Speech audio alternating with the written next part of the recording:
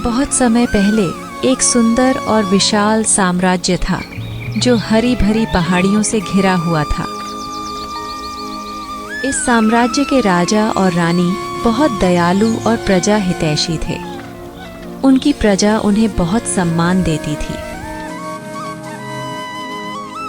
कुछ सालों बाद राजा और रानी के घर एक प्यारी सी बेटी का जन्म हुआ। मिष्टी का जन्म होते ही पूरे साम्राज्य में खुशी की लहर दौड़ गई। हर घर में उत्सव का माहौल बन गया। लोगों ने मिठाइयाँ बांटी, ढोल नगाड़े बजे और पूरे राज्य में खुशियों का माहौल था।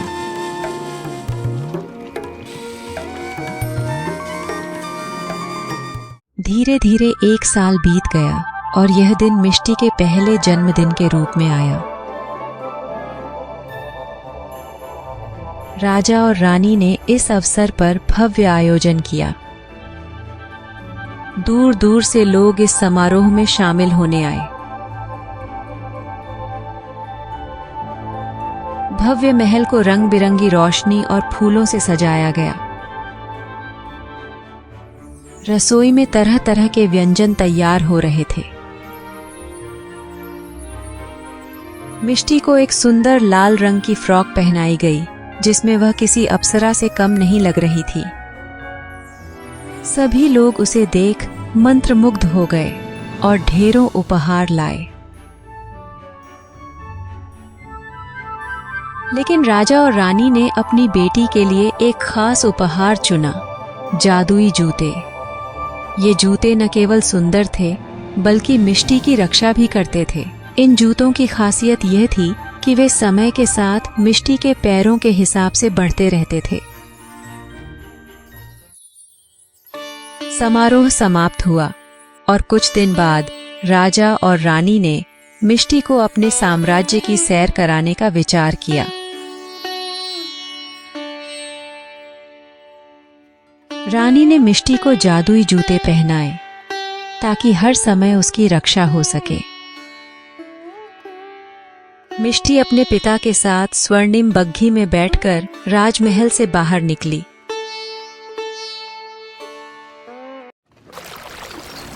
रास्ते में चारों ओर हरियाली, पहाड़ियां और सुंदर नज़ारे देखकर वह बहुत प्रसन्न हुई। लोग रास्ते में खड़े होकर उन्हें देख रहे थे और अपनी राजकुमारी को देखकर खुश हो रहे थे।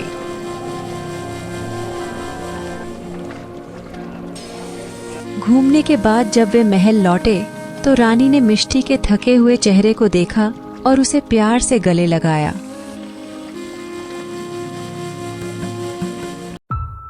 अचानक उनकी नजर मिष्टी के पैरों पर पड़ी। एक जूता गायब था। रानी और राजा दोनों आश्चर्यचकित रह गए। उन्होंने सैनिकों को उसी रास्ते पर भेजा, लेकिन काफी खोजबीन के बाद भी जूता नहीं मिला। रानी ने हार मानने से इनकार कर दिया। उन्होंने खुद जूते की खोज शुरू कर दी। रानी ने जंगल, नदियों और पर्वतों के पास जाकर हर जगह देखा। अंततः उन्हें एक सुंदर पीले रंग के पेड़ के नीचे वह जादुई जूता मिला। जूते ने पेड़ को छूते ही अपनी चमक बढ़ा दी और रानी को समझ में आया कि यह कोई साधारण पेड़ नहीं था।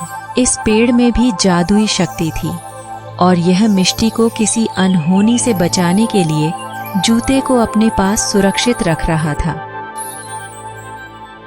रानी ने आभार व्यक्त किया और जूते को लेकर मिष्टी के पास लौटी। अब वे जान चुकी थीं कि उनके जादुई जूते केवल सुरक्षा ही नहीं बल्कि एक रहस्यमय कहानी का हिस्सा भी थे।